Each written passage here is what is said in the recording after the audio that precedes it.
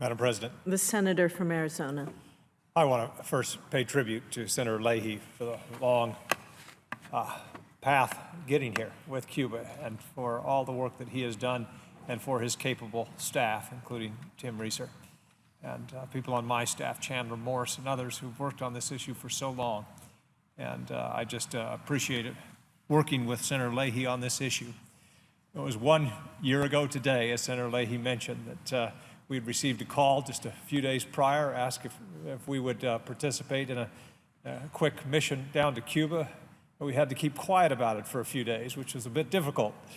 And we, 1 year ago today, got on the president's plane, as Senator Leahy mentioned, and went down and picked up Alan Gross. It was wonderful to have Alan's wife, Judy, on the plane with us.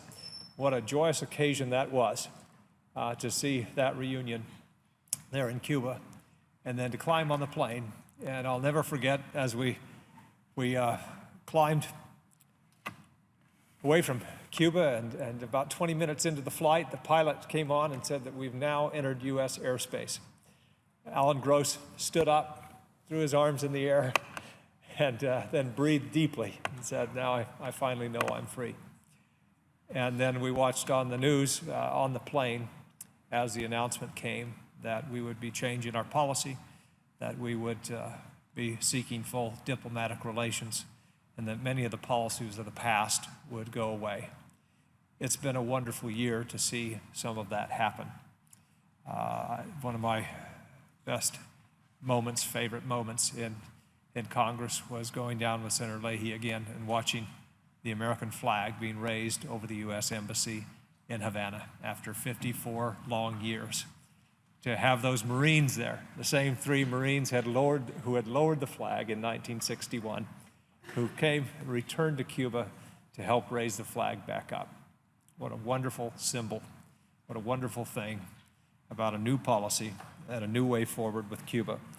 It's significant to note, Senator Leahy mentioned, that Alan Gross, after spending 5 years in prison in Cuba, came out of prison without bitterness and has promoted from that time forward, meeting with colleagues of ours and telling anybody who will listen that this way forward is the right way forward on Cuba, that we should change our policy, that we ought to have closer cooperation, diplomatic relations, that the problems that Cuba has are the problems of the Cuban government, not the Cuban people.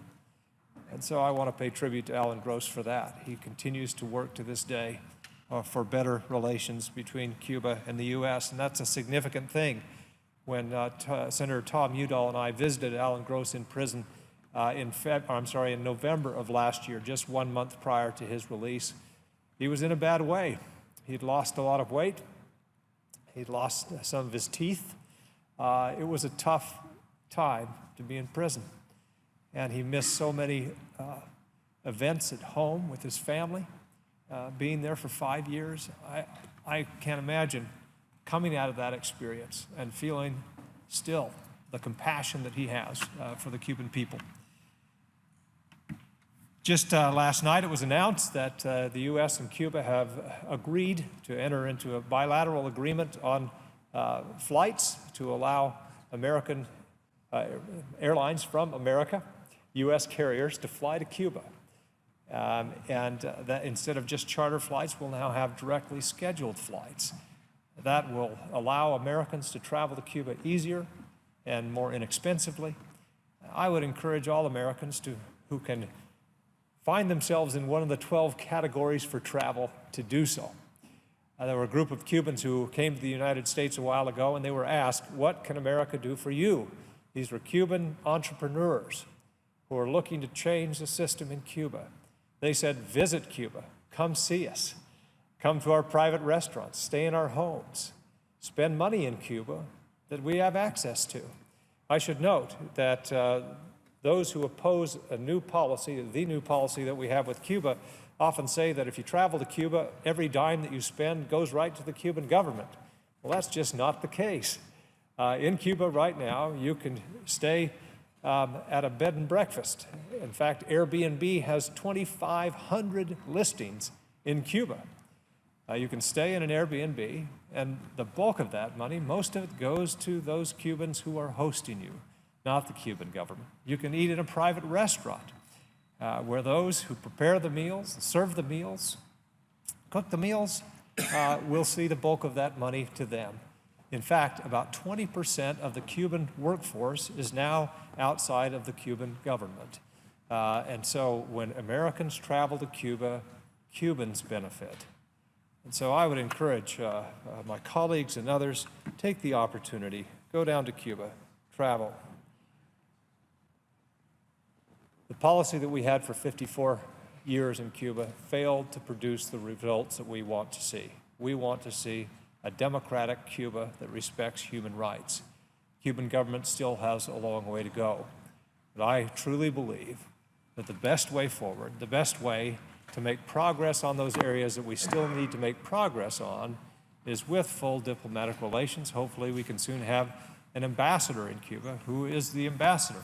Our diplomatic team, led by Jeff De Laurentiis, does a great job in Cuba, but we ought to have a U.S. ambassador there.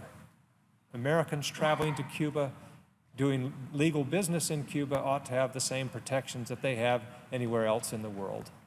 We need good representation, full representation in countries that aren't friendly to us, more than we need them in countries that are friendly to us.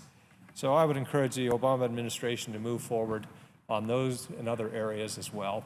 There are still some measures the Obama administration can take that will improve the lives of Cubans and make it more likely that we can make progress in these other areas.